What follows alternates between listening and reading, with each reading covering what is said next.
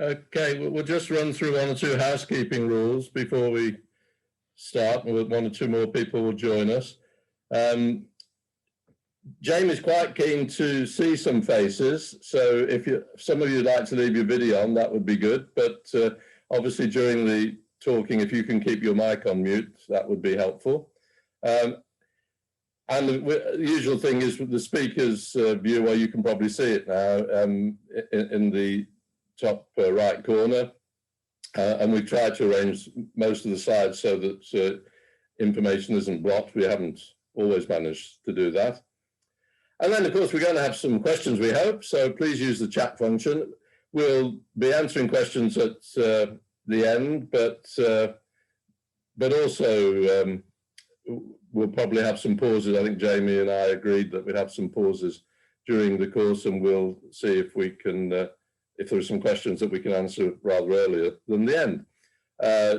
So do use the chat function to do that, and I and Amy, who's really in charge of this operation, looks after pro bono at the OR Society, but only for a few more till tomorrow. Amy's leaving tomorrow, so it's a swan song. So thank you for all you've done for the pro bono OR while you've been working with the Society, Amy. And we'll make available a video at the end, so it's being recorded. So thank you for doing that, Amy. And some of you will be able to see Louise on the screen. Louise is taking over from Amy, coming back to face us once again. So she's a very brave woman. So as we move on, perhaps just let me outline what we think is going to happen. This is the plan, cunning or not. A brief welcome and introduction, which I'll give. I'm Graham Rand. I'm a member of the Pro Bono OR Steering Committee. Then, of course, the main event is that we're going to listen to Jamie talking about measuring the impact of charitable investment, a very important subject, and no doubt why many of you have joined us. Then some questions, and if any of you want to stay on at the end, then there's the opportunity to have a chat with one or two of us who are involved with the Pro Bono OR scheme and see if there's anything that we can do to help move things forward for you. But I suppose the first thing is to reiterate my welcome, and we'll move on. And we ought to talk a little bit about what operation research is. This is amazingly difficult to define, but there's a few words here that might help or may not help. But we like to think of ourselves as a scientific discipline, using science in a fairly wide sense and not just mathematical. And it's concerned about data analysis and computer modeling, lots of other things. And the aim is to really work with people to help to give insight and to look at issues of efficiency and effectiveness and help them make better decisions. And it's been used widely in the public and private sectors since the Second World War, where really the subject came into being. I've put a few buzzwords up there, but we'll move on to the next slide. Thank you, Jamie. And we're concerned about where decisions are complex and messy, and there's lots of people involved, there's lots of probably different objectives, and there's a good deal of uncertainty. So we're not looking at decisions. I remember Mrs. Thatcher, I'm old enough to remember Mrs. Thatcher saying, there is no alternative. Tina, that was it. So if there is no alternative, then it's not really difficult to make a decision. But in most situations, there's more than one alternative, and we can give some help to try and to evaluate decisions that might be made. And we've got a whole range of tools that we use, which is I think listed on the next slide. We're concerned with statistical analysis and help with analytics of one sort or another, and concerned about strategy development and looking at performance measurements as well, which is very important, we've discovered, for many charities and organisations in the third sector. So I think there's one final slide before we move on. So what we're trying to do is to improve outcomes through getting a clearer agreement of what you're trying to do, having more complete data, giving a deeper insight into how different factors influence each other. That's obviously always something that's sometimes difficult to work out. And we do these things by what have become called soft methods, where particularly concerned with behavioural aspects of decision making, and what's called hard methods. Well, for many of us, they are hard in the normal sense of the term, but they're looking at scientific mathematical analysis. So without further ado, and we're a minute or so ahead of schedule, I think we can talk a little. Oh, yes, I was just saying a little bit about pro bono. The Society set this up as a service to third sector organisations to try and help them enhance their impact by, as the words say, improving operations efficiency and decision making. We've got lots of good quotes. Here's one of them, that somebody, not the only ones, I think, have benefited hugely from our work and support in all areas of the project. And they commented that the work that was done for them enabled us to take a highly professional approach to increasing the efficiency of our charity. And we've got a few logos there. So what we try to do is match experienced volunteers, such as Jamie, with charities who are facing different challenges, difficult challenges. And we've been going for about 10 years. We've got quite a bank of volunteers, and we have some satisfied third sector clients, over 150. So today we have into our second webinar. We started, obviously we've had the first one. We started these webinars just a month or so ago. We've been doing projects with charities for a long time, and we thought it would also be an opportunity now to share some of the experience that we've gained in various ways. So we had a talk about the use of data last time, and now Jamie's going to talk to us about impact measurement. But Jamie tells me that he's a supporter of Sunderland. He's based in Newcastle at the moment, but so I don't know how he gets on. It's probably just as well he's working from home. And I think it's rather dangerous to be a Sunderland supporter in Newcastle. And he tells me that he's had a varied career that includes time in the retail and leisure centre, leaving Woolworths before they went out of business. I don't know whether that was the rat leaving the sinking ship. And he's worked for Thomson Holidays in Croatia and Spain. Then he did a few years studying tokamak nuclear fusion reactors. That's probably not the most relevant thing you'll bring to the table today. And then he's taught secondary school mathematics. So I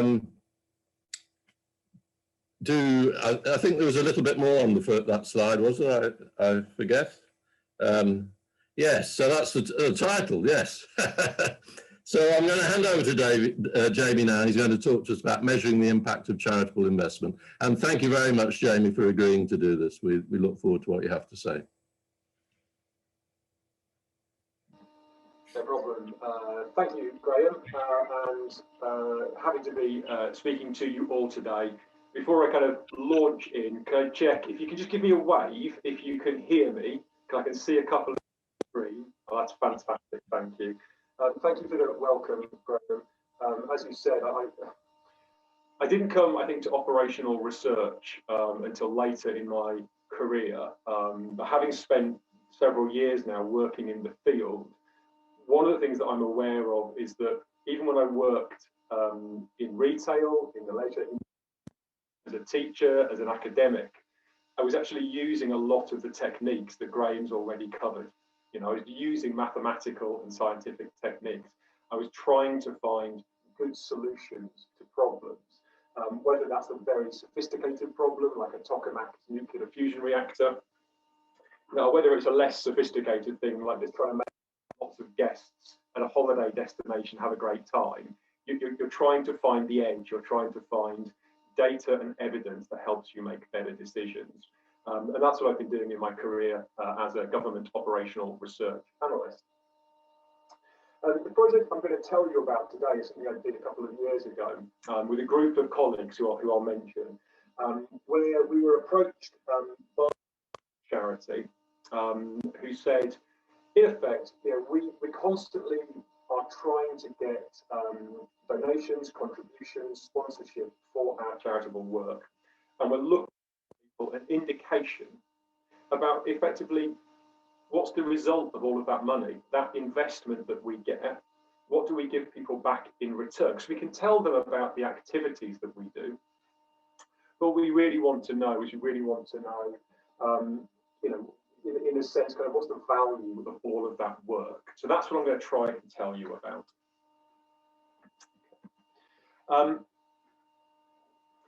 The charity that approached us was a community centre. Now, this community centre was based in the northeast of England. But I want you just to think about the idea that it doesn't have to be in the northeast of England. This community centre could have been anywhere.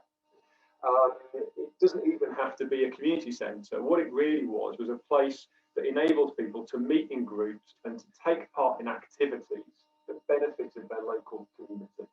So this community centre is actually in Chestbillow Street near Durham. And what it did is just provided a meeting space for people to come together and to do things, whether it's dance classes, music classes, kids' birthday parties. It gave the community a place to meet. So it doesn't, as I say, it doesn't have to be this community centre, it could be anything, anywhere.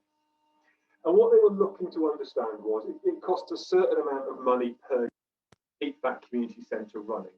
And it relies on charitable donations. So they wanted to know, if we're getting this money, what value are we providing back in return for it? And how are we justifying to the people who are donating to us what they're getting for their donations? So I worked with a group of colleagues, 6 of us in total, who were involved at different stages. And we collaborated to try and make an estimate of kind of for every pound that is spent supporting the centre, how much value is returned? What's the impact, and can we quantify it? Can we monetize it? And we use something called a social return on investment framework. And I'll explain a little bit about what that is. Jamie, just, there's 1 or 2 comments in the chat about the volume. So whether you could be a bit nearer the speaker or just shout a bit more. You're okay with, I can hear you clearly, but just in case there's still some people that are not hearing you as they would like to. Okay, sorry to interrupt. No, that's really helpful, thank you. Let me try and just deal with this. There's a hum on the line. Great, is it? Let's try and just see if I can deal with that. Can people let me know if that's any better? If people are commenting in the sidebar, can you hear me any better? It's a little bit worse for me, oddly. Yeah, me too. Oh no, this is most unhelpful. I'll tell you what, let me turn my volume down. Oh, that's better, I think. Is that better? If someone can type in the chat and let me know. Yeah, I'd say that was better. If you just move a little bit closer to your mic, hopefully that will. If I move a little bit closer. Yeah, that's okay. better. Ooh, blimey. Yeah, are we better there? I think I'm getting a little bit of. Yeah, people are saying yes. Okay, good, excellent. So I'll tell you a little bit now about this idea of a social return on investment. And I'll take you through a little bit of the technique, because I think the technique's quite interesting. And I think, whether you're an operational research or whether you're yourself from a charity, I think you'll get it. I think it'll make sense. And I think it might help you think about how other charities might use this. Okay, so social return on investment, SROI. It's a way of measuring those things that I think are quite difficult to measure. So if you think about an activity like, visiting a kind of isolated individual, perhaps someone who has difficulty leaving their home, spending time with them, providing them with that sort of company, that's going to bring a certain value to that individual, but it's not a monetary value. You're not putting cash in their pocket. So kind of how do you measure that? That's what social return on investment is trying to do. It's trying to measure those social or perhaps environmental impacts that are otherwise quite difficult to quantify, and it's trying to put a monetary value on them.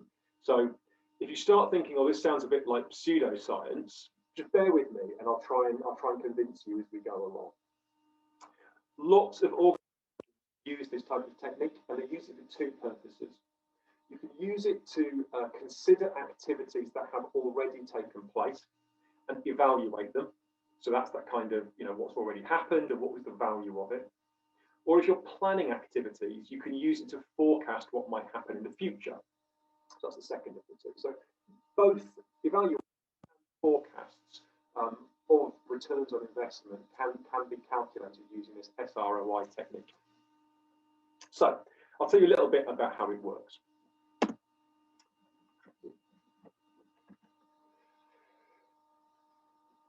The guide that we followed is actually an official Cabinet Office guide on social return on investment that's been published by the Cabinet Office, by the government, and it's got 6 stages to it. So the 6 stages are about identifying the scope, kind of what you are going to include and what you're going to exclude. It's about mapping outcomes. So that's saying whatever the activity that you're trying to measure the impact of, what do we think the outcomes of those activities are? That's a crucial part that I'll tell you more about. Once you've got those outcomes, you're then going to try and give them a value. That's the tricky bit, and we'll spend some time considering it. Once you've got the value, you're going to establish the impact. This is the kind of the impact of the charitable investment we talk about. And then the final part, frankly, is the easy mathematical bit. That's just then doing the calculation, doing the maths. Although a final part that I think is crucial, and we spent a bit of time going back to the community centre. This is back pre-pandemic when you could visit places. We went back, we spent time with the management at the community centre. We shared the findings, explained the findings to them so that they knew how they could use it in the future. So those are the 6 stages. And I'll basically take you through how we follow those 6 stages. At each stage, I might have some questions just to throw out there. If you've got thoughts, please kind of drop a message in the chat bar. I might invite you to just sort of pause and to think about things. But as you'll have a sense about how this process can be followed. So, what did we do?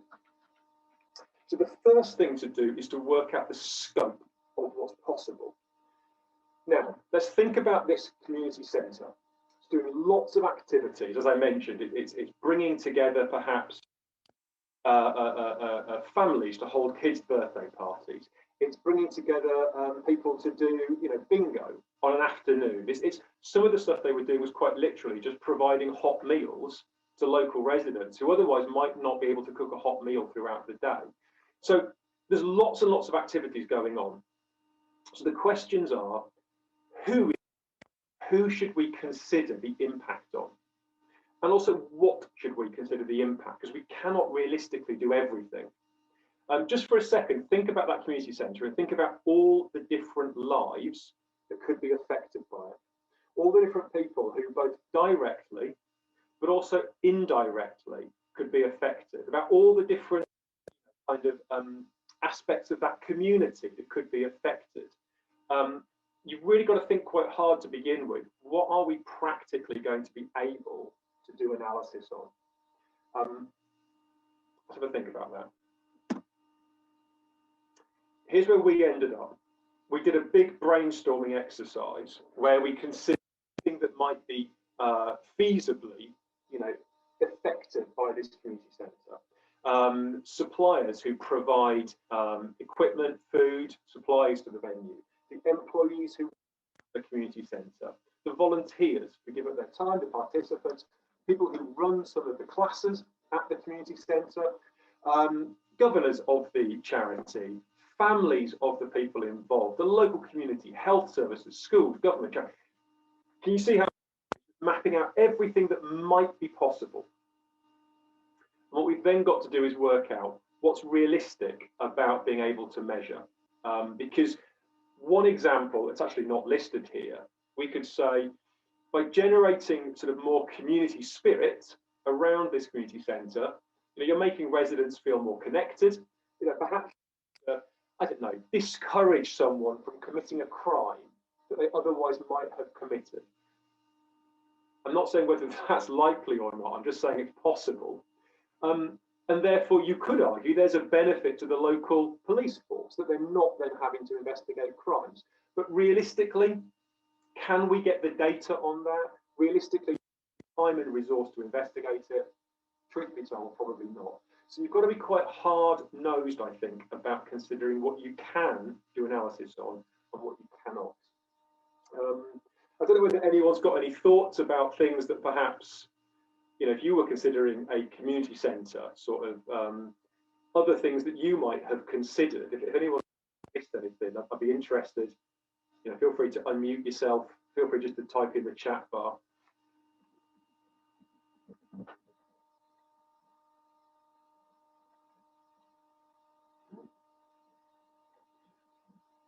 It's not to worry. Let's continue. So, sorry, I did have a comment. I was grappling with the chat, which doesn't seem to be allowing us to post at the moment. I just wonder whether this was all about outcomes for people, or what about outcomes for the environment, or do we just see outcomes for the environment through the lens of what that does for people? I think you can include outcome environment here. So, for example, if one of the things that this community centre was doing, for example, was I don't know, going around and doing a tree planting programme or a litter picking exercise, I think that you can start to include that type of thing within the calculations. What you would be looking to do there, David, which we'll now come on to, is you'd be looking to say, what's the outcome of the activity? So whatever those activities were that had those environmental impacts, what outcome is that generating?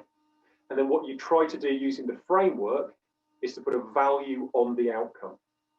Yeah. So, for example, planting trees, a couple of things that you might argue about there. You could say it's generating cleaner air, for example, or it's doing something, it's giving a nicer environment for people to live in. So there's that sort of value of things. Absolutely, I think it can be both the human and the environmental. Yeah. And it's reducing carbon dioxide and those gases, and there are values to that, monetary values. Absolutely, yeah, and that's exactly the point, Ian, that we are trying here to say, and you'll see actually when I do some of the valuing, some of those things will already have values that you can place on them, and that's quite helpful when you're doing this analysis. It makes it slightly easier. Okay. Right. So we in the second step of the social return on investment, we've established our scope. So we've established the people and the activities that we think we realistically can measure, and we're thinking about, so now we've got those, we then want to gather data about them. And I think for most charities, this could be probably one of the hardest things to do. When we were working with the community centre, the data they had, I think, was perhaps more limited than a lot of analysts are used to working with. Certainly working within government, if I want to know about government activity, there is reams of data. For small charities, quite often what they have is much more limited. So I've shown you here some of the things that we did have access to. So we had access to the charity accounts. So we knew the value of the charitable donations that were being made. We had registers of all the activities that took place at the community centre. So we could count up and we could calculate how many people were being, were involved in things. And also things like, how many were involved, how much were people paying, perhaps in addition to the charitable donations, were people paying kind of subs or fees for any of the activities that took place. So that's another thing that we were able to get from the registers. A crucial piece of evidence that we gathered were what we called beneficiary surveys. So this is more of a social technique. We were speaking to some of the people involved in the activities at the community centre to ask them what impact those activities had had on their lives. So we could directly get a list of some of those outcomes. And I'll be honest with you, some of those surveys, some of those conversations that we gathered and some of the responses people gave were really moving, were really kind of heartfelt. People talking about the community centre being the only place during the week where they would meet up with other people. I think at the minute that's quite prescient. We'd still being, for many of us, quite isolated.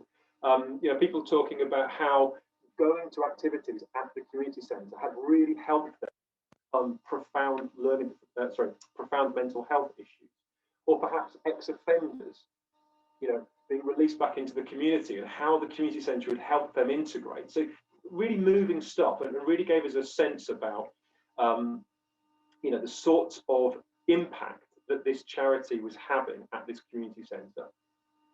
Now, the difficulty with in-depth surveys or in-depth interviews is you can never do it with everyone. So the way that we got around calculating the impact from those surveys was we treated the survey responses as a sample of all the people who were attending activities at the community centre. So if you imagine from the graphic, all activities are taking place with different people attending, sometimes the same people attending. So you've got to account for that a little bit. And all those people attending those activities form a population. That population, we had a sample of these beneficiary surveys from. So we could do some statistical sampling to say, this sample I've got, I can treat as being representative of my population, and then I can scale the responses up. So it was a combination of registers and beneficiary surveys to say, we think a certain proportion of people attending this community centre get these impacts, have these impacts and then these outcomes. As I say, some of those outcomes were really quite profound. So there's a little bit there of some of the kind of technical analysis that as operational researchers, I think most operational researchers would have that type of capability in their technical toolkit. So that was a little bit about data collection. Now, once we've got those outcomes, this is the really tricky bit, valuing them. How do you put a value on the idea that someone's mental health has been helped by, for example, attending a music class? That is incredibly difficult. There are a number of different techniques that you can use. The technique that we use is something called an equivalent value technique. And with an equivalent value technique, you ask the question, what was the outcome that you observed? And what other type of activity could have achieved the same outcome? So think about some of these things I've described. People being supported with their mental health, people being supported as ex-offenders, people overcoming isolation. What other types of activities achieve those same outcomes, equivalent activities? The example I've given that I hope you can more or less read is lots of people said when they went to the community centre, it was the only time in a week they got any exercise. It was the only time that if they went, for example, to a kind of jazz dance class, that was the only exercise they would do that week. So we were thinking about how else could people get some exercise. So some examples, they could have a gym membership, they could take a guided walk, they could get involved in weekly group activities. There are actually, interestingly, there are some NHS type calculators that actually put a cost value on exercise. So there are some value in this. And once you've got those other activities, you can then start looking up how much somebody would have to pay to do that activity. So for example, let's take a gym membership. A gym membership typically in the local area around the community centre would have cost somebody about £30 a month. Now, Lots of caveats with that. Of course, somebody might use a gym membership more often, or they might use it less.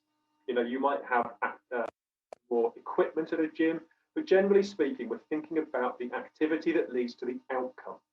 And the outcome here is someone getting exercise. So having a gym membership feels like quite a reasonable equivalent activity. So we took a gym membership and we said perhaps that would be reasonable.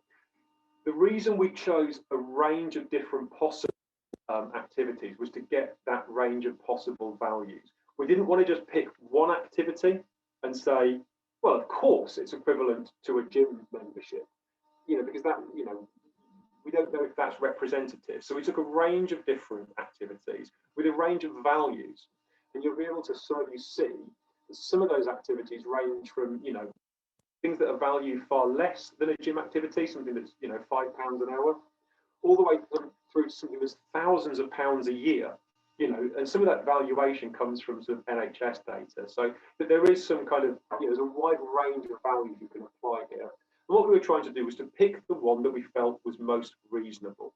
It wasn't overestimating the value, it was underestimating the value. So something kind of fairly central. So for this example here of exercise, we felt that a gym membership would have been an equivalent amount that somebody would have paid, and therefore that's a way of valuing the outcome.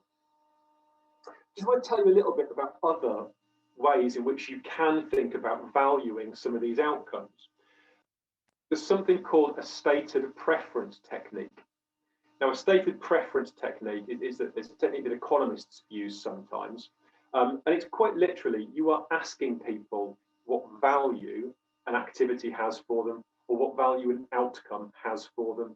So on this one here, we could have gone to people and said, you've got your exercise, yeah, it was the only exercise you got that week, kind of how much is it worth to you? Just kind of giving them the chance to tell you.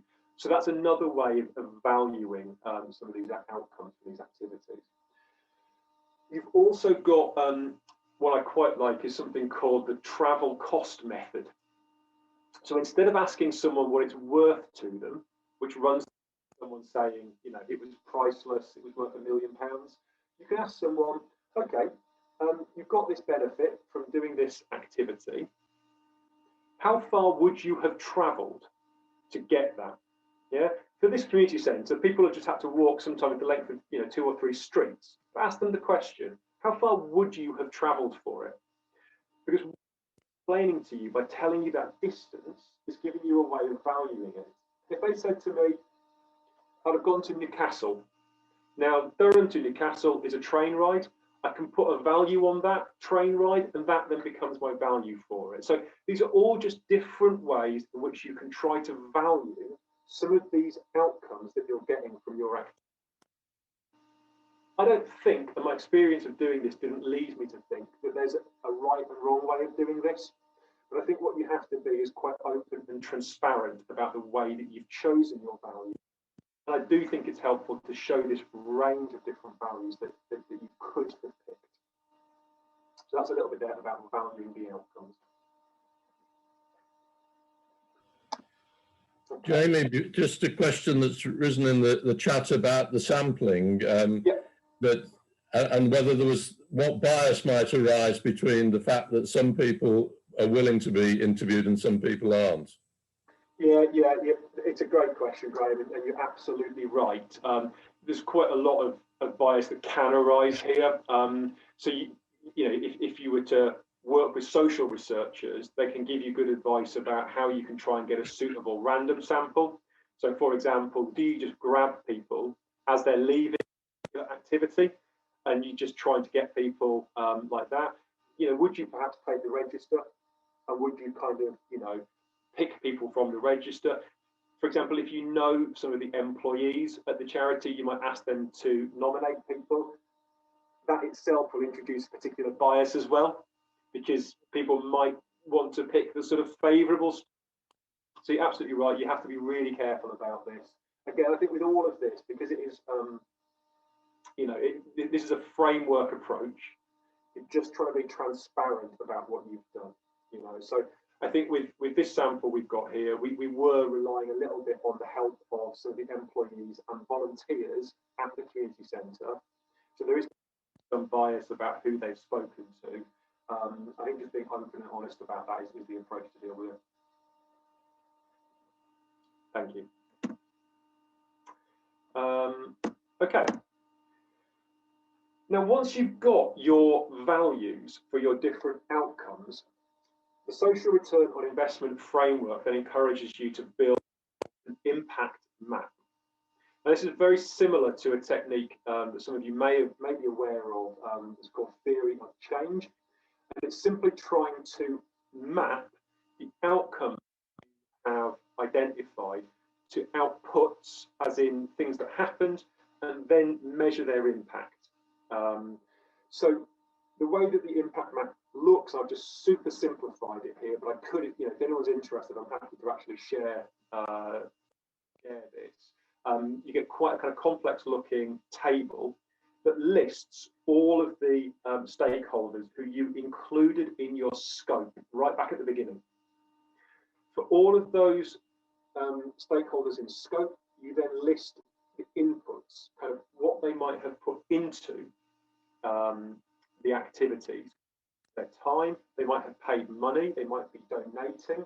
For some of the participants, it wasn't just their time, they were paying kind of fees or subs to attend the activities. So you must include that. You must include the fact they had a financial input themselves, but then you calculate the outputs, i.e. the value that you got from those.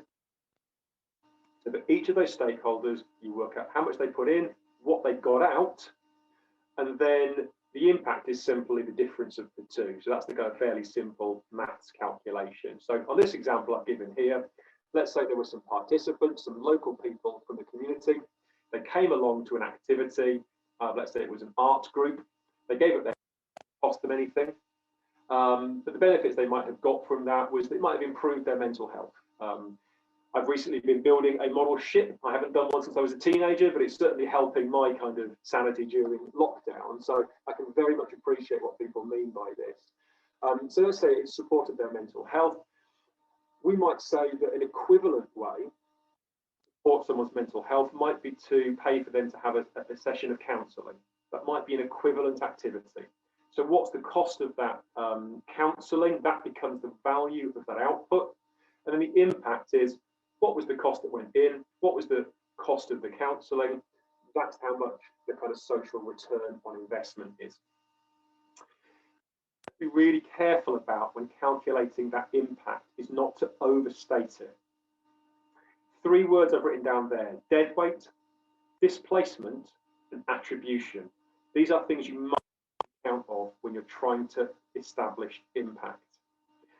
Deadweight is effectively, it would have happened anyway. All right. So you could argue the person who attended this art group, yeah, they had a benefit that they told us about for their mental health, but actually their mental health would have got better anyway, for example. That's deadweight. It would have happened anyway. And you have to, it's really difficult to understand how big that is, but again, you're trying to kind of, through your evidence, through your data, make an estimate of that. And you can iterate that process. You can use sort of Delphi methods to consult with experts to say, does people's mental health really improve on its own? So that's an example of how you can try to quantify deadweight. Displacement says these people have attended this activity. They've given up their time. They've perhaps paid some money. What activity has that displaced? What have they therefore not done because they were doing this activity? So the displacement is what else hasn't happened because of it. So for example, this has, gone along to this art group. As a result of that, for example, they have, not spent time with their children, for example. And so has that had any cost as well? And so you're trying to work out the cost of that. And then attribution is about making an estimate of the result that you say, the output that you valued, how much can you really attribute it to the activity that took place? Not whether it would have happened anyway, but about whether it genuinely was the result of it. It's quite similar to the deadweight, but there is a kind of subtle difference there. So When you've got your value, you're then trying to work out what's your dead weight, what would have happened anyway, what's your displacement, what else has it stopped happening, and what's the attribution? How much of it is really attributable to that activity? Now, once you've done that, and you've done it for all the participants, and all of the inputs and all of the outputs, and you've valued it all, and you've taken account of your dead weight, your displacement, and your attribution, that is what takes you to calculating your overall social return. Yeah. So you've done all the kind of quantitative stuff there, you've done all the pounds and pence calculation, and that will tell you how much social return there was for all of that money that was spent to begin with. Final thing you do, because as any good analyst will tell you, you never assume that you got it right, you check it with somebody else. So there's quite a lot then of quality assurance that needs to go on. There's quite a lot of checking to see, you know, have we made any calculation errors, like about earlier? You know, have we any biases in any of the data that we've got? You know, is there any problem with any of the values that we've applied? Have we made a good estimate of the dead weight or the attribution? So these are some of the things you're thinking about through your quality assurance process, really trying to make sure reasonable. One of the best things I think that we did as a group with our quality assurance was we gave our final report to another independent analyst who had not worked on this project, and we said, look, just tell us professionally how believable you think this is, you know. And they came back and said, look, you know, but often when people are doing these calculations, they're wanting to give that good news story. They're wanting to say it's a charity, it's very noble, we think it's great activity, and they run the risk therefore of a lot of optimism bias, of overstating the value. But actually what we got fed back was that the approach that we had taken, using a wide range of possible values, doing things like sensitivity analysis to see if we're wrong about one of our values, and what difference does it make? We were told that actually it looked like a very reasonable kind of valuation of that social return on investment for this charity, for this community centre. This is what you can see on the page, is just a kind of front of an executive summary that we provided. You won't be able to see it quite clearly, but we found for this community centre that for every pound that they received through donations, it generated about £5 worth of value to that local community. So I'm not going to say exactly how much the values were, but we were able to work it out and say we know the value of how much is kind of spent to keep that centre running, and we know that it's about 5 times that value in monetary terms that's given back to that local community, which, you know, I think you struggle to find a lot of, I think, possible, you know, other activities that would give kind of similar levels of value to a local community like that, as we saw from this community centre. So for me personally, I think it was a nice outcome. We were able to say that it was producing that positive return on investment. There was definitely the risk with the approach that we've taken following this framework, that when we did all that valuation, that we found that in the end, actually you were not getting back the sort of value that you had hoped for. I don't think that that would have invalidated the community centre had we found that out, because clearly we hadn't considered the full scope of the impact of the community centre. But for the scope that we did consider, it was nice to have that positive return on investment. And as I mentioned, going to sort of feed this back to the community centre itself, it was a nice thing to do as an analyst. We've given up time, time from kind of personal time, and kind of some of my the professional time to sort of work on this, and then to be able to do this calculation, and then to meet the kind of the employees, the people who worked at the community centre, and basically to say to them, what you are doing is incredibly valuable. Is worth hundreds of thousands of pounds a year. It was a really nice thing to get to go and say. Jamie, how are they able to use the information that that you've given to them? They were making applications for funding and so on, or? Absolutely, yeah, that's exactly it, Graham. So one of the things that we also needed to make sure we did when we were reporting this was to explain what effectively you can and can't use this for. So one of the things you can use it for is to support funding bids, to say, you know, we have had this independent analysis done, professionals affiliated to the Operational Research Society, and they have found that there is good return on investment to charitable donations to this charity.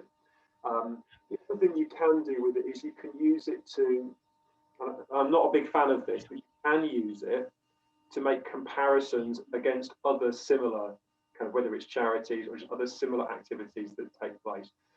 The reason I'm particularly keen on that is because you never know whether, you know, the exact same approach has been used by different organisations. And I'm not a big fan of encouraging charities to effectively compete with one another. Although you are, of course, you are competing through some of those funding processes, I understand. But so yeah, so I think it was definitely, Graham, about explaining how you can use this. And also, I think just good news in terms of with your volunteers, sharing it with, you know, perhaps people in the local community to say, come along and support the community centre because we generate this huge value within the community. So I think there's a lot of different ways this can be used, yeah. There's been a question from one of my colleagues on the Pro Bono OR committee, whom you know well. And she, that probably means you can work out who it is, says it's a really interesting talk. Thank you very much, Jamie. She asked the question, does it sounds a very labour intensive activity. So how many person hours did this take? And did you include this in costs? That's a great question. I'll just. I know you also goes on, how easy is it to update it on an annual basis? Yeah, so a couple of things there. I think updating it once the impact map has been generated, actually that's relatively important because what you effectively do is build this in a sort of spreadsheet. So you can use any spreadsheet technology, and once the impact map is built, you're just changing things like the number of participants or the number of volunteers. You're perhaps changing, you know, how much people are paying in subs. You know, you're perhaps then, you know, you're changing. You might, for example, change some of the values, learn more about the actual outcomes of the activity. So once the impact map itself has been generated, relatively easy to update. Also, the impact map is quite useful, Graham, in terms of it'll sort of show you the impact map where some of your gaps in evidence and data are as a charity. So if you want to do this sort of really effectively, you know, and if you're finding we had real difficulty identifying the number of people who did our activities, that's sort of indicating as a charity, you know, can you do anything to gather better registers so that you know that information better? So that's an example of the sort of thing that it helps with. In terms of the hours, yeah, there were 6 of us. We were really, really careful, actually. We did keep with the amount of time we were spending. And I think that somebody will have to correct me on this, but I think the recommendation from the OR Society was to spend was to spend approximately 5 days, or the equivalent of 5 working days on this project. We did it over several months, so it wasn't like we took a week off and did it. We kind of did a few hours here and there. And I think in the end, we did come out slightly over that. It may have been 6, 7, 8 days, sort of full-time equivalent, split across the sort of 6 volunteers who did it. So I think even though it sounds quite labour intensive, the actual hours spent on it, I think, were in terms of what the OR Society asks for its volunteers. And then at the end, I'll finish with this and then I'll stop and take any further questions. In terms of, I think, on a project like this, if you're doing something like a social return on investment calculation, if you're trying to measure the impact of charitable investment, top tips I've gone for, if you do this as an individual analyst, I would worry that you would be then subject to your own biases, that you would sort of take your own thought process. By working with others, even just by asking other analysts for their professional opinion, by asking some of the employees and volunteers at the charity what their view is, by collaborating closely with them, you just get a better idea about how to establish the outcomes and then value them. So I think collaborating is key. Communicating is really important too, both from the charity's point of view, the analyst's perspective as well. As an analyst, you want as much information out of the charity as you can get. So you should be constantly asking questions of them. Have you got data on this? What can you tell me? Is there anything more that we should know? And as a charity, you know, I think you can help analysts, you know, by kind of indicating really kind of other things that they might not be aware of. So just giving as much information on both sides as possible. So getting that communication right. And crucially, it speaks to your last question, Graham, is just think really hard about what you can and what you cannot include. You cannot possibly on a project like this hope to include everything. One of the examples we talked about a little bit in the scoping discussions were, if kids are going along, if kids are doing like, you know, summer school type activity, 6 weeks of summer, you know, I would tell you as a former teacher that I think that has a massive impact on when kids come back to school in September, on what they've learned, on their experience, certainly compared to if they're not having interaction. So I would say that would have been a fantastic thing to have included if we thought we had the time and resource to really measure it properly. But you have to be realistic. It wasn't something that we felt we did have the time and resource to include, so we made a decision to exclude it. For example, then in the future, the charity wanted to go back and explore that. That could be something you could do to extend this analysis. So being really careful of what you can and can't do. But overall, I would say, you know, I really enjoyed working on this. It was a great thing to do. I loved, you know, the people at the community centre. I thought it was really nice to meet them. It was nice to learn a few new skills as an analyst as well. So that's something else both for analysts to be aware of. Analysts get a lot out of this too, you know. And so I think I'll probably finish on that positive note. Thank you, Graham. Oh, thank you very much indeed, Jamie. Thank you. Not everybody's unmuted.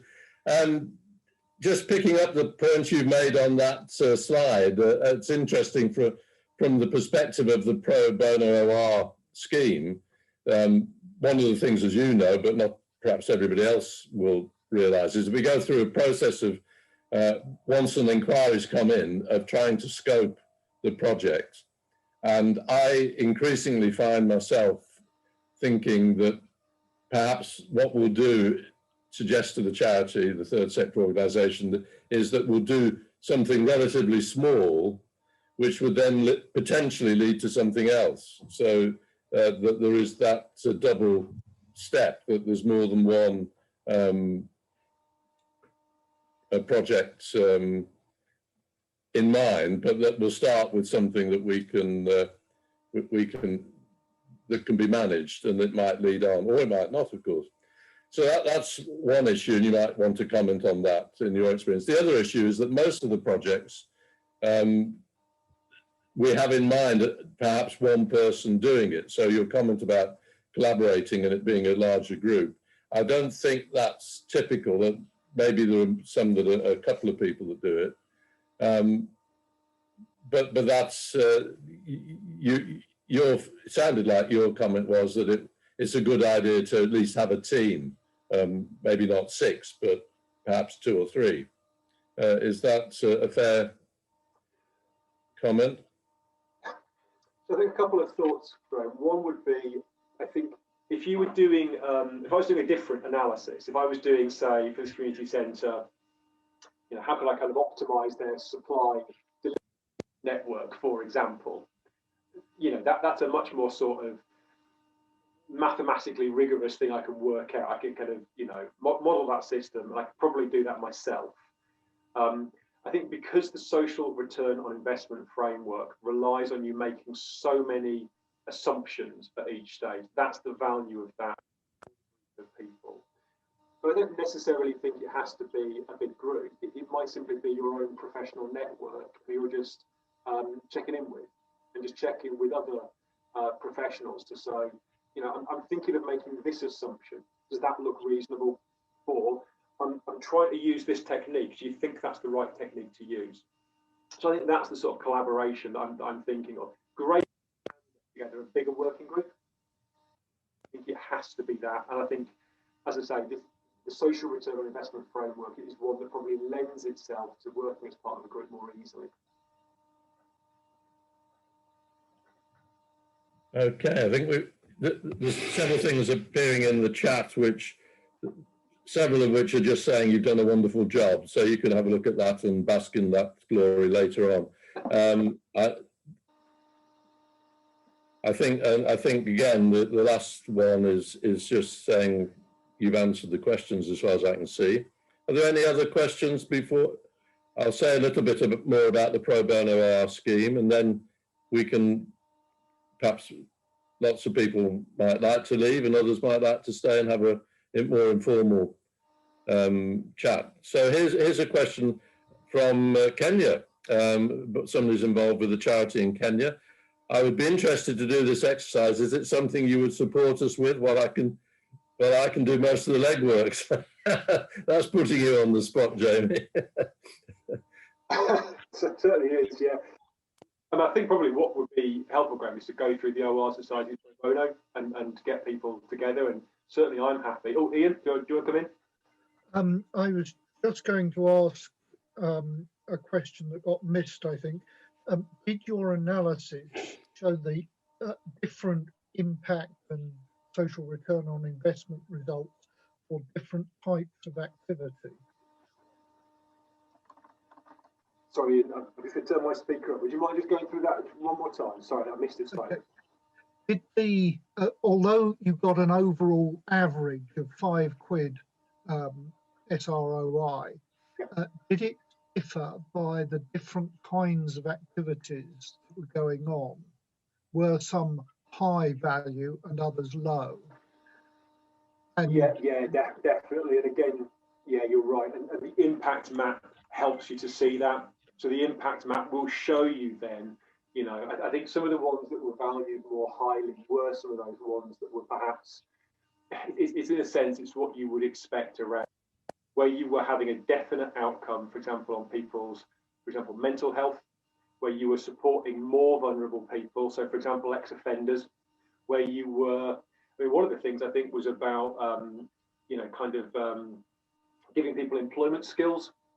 So that's the sort of thing where, you know, it doesn't take many people to then, you know, get skills and then gain work to make that an incredibly high value activity, certainly compared to a sort of, you know, central government funded scheme, you know, because actually your input costs here are so low. So absolutely, Ian, yeah, you can definitely break this down by the activities. I'm just trying to think again. I think if you were a charity and you were asking from a forecast perspective, where should we kind of invest most of our effort? That might be something that you might want to do. I kind of think with this project, with the community centre, I almost would discourage people from doing that, because I personally do see the value in some of those things that maybe they didn't have the most value, but things like, you know, having a coffee morning, it doesn't create a huge amount of value, but giving those people in that community somewhere to come, to meet, to sit together, for me, I thought that was really important, even if it wasn't high value. so as a follow-up question, from a funder's perspective, showing them the range of returns that they would get from supporting different activities, and maybe trying to focus on the more, as it were, cost-effective ones, would help their charitable objectives in trying to use their money as wisely as possible. Yeah, I don't dispute that at all.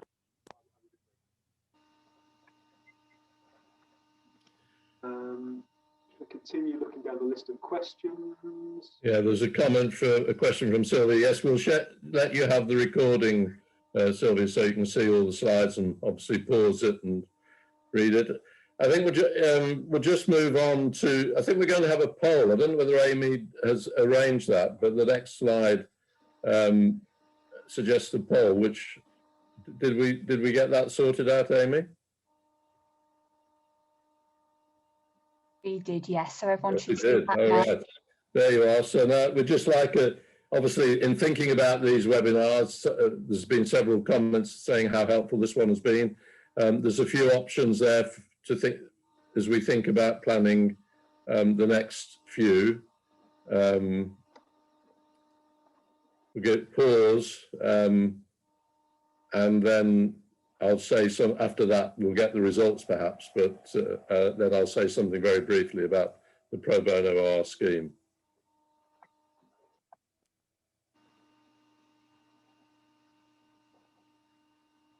Yeah, so it's, we've lost about a third of the participants. So can you see the results, Amy? I can, yeah, just got a few more answers coming in, so I'll... Yeah, okay, yes, there's quite a lot of words on it. It's a bit more complicated than yes and no, isn't it?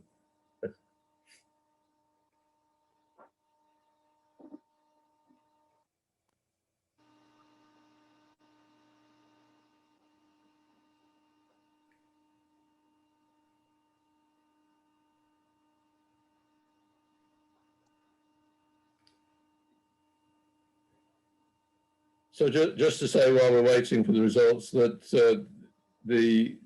if you want to stay on for a moment or two and have a chat with us, that's fine. If you just want to send a message to the Pro Bono OR scheme, we'll put up the contact details later, and then we can take it further with you. We'll have a chat with you and see if there's something that we can work with you on. Oh, here's some answers. So the top one is how to use data to measure and improve impact. Oh, right. Well, so yes.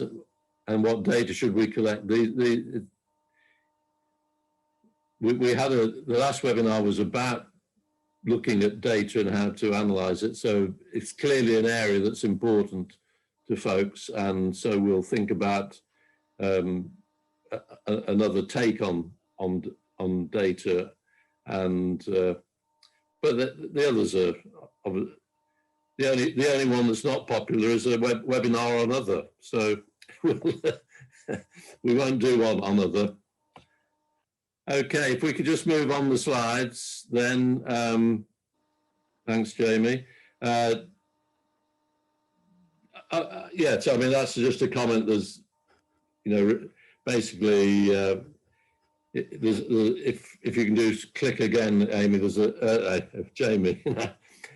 We can look at various sorts of problems. We don't have to wait. There's no particular time of the year, so just contact us and we'll see what we can do.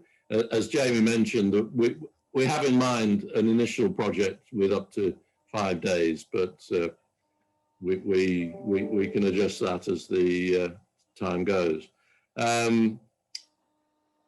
Okay, I think the next slide probably just says what we'd like to talk to you about. If you want to talk to us, what are the main issues for you, that the big decisions that you're faced with, and so on. Often the question we ask when somebody just cold calls, as it were, with no real ideas, is, well, what's keeping you awake at night? But fortunately, we get answers that are relevant and and not what they might suggest say. So now, if you want to take it further, the next slide, there's a few web pages and some details there. So if any of you'd like to just stay and have a chat, just indicate that. We can unmute yourselves, but otherwise, goodbye and thanks very much for joining us, those who've been on the call, and we hope you found that helpful. Obviously, several of you have said that you have. And just in case I don't say it again, thank you very much indeed, Jamie, for the work that you've put in and for the project you did.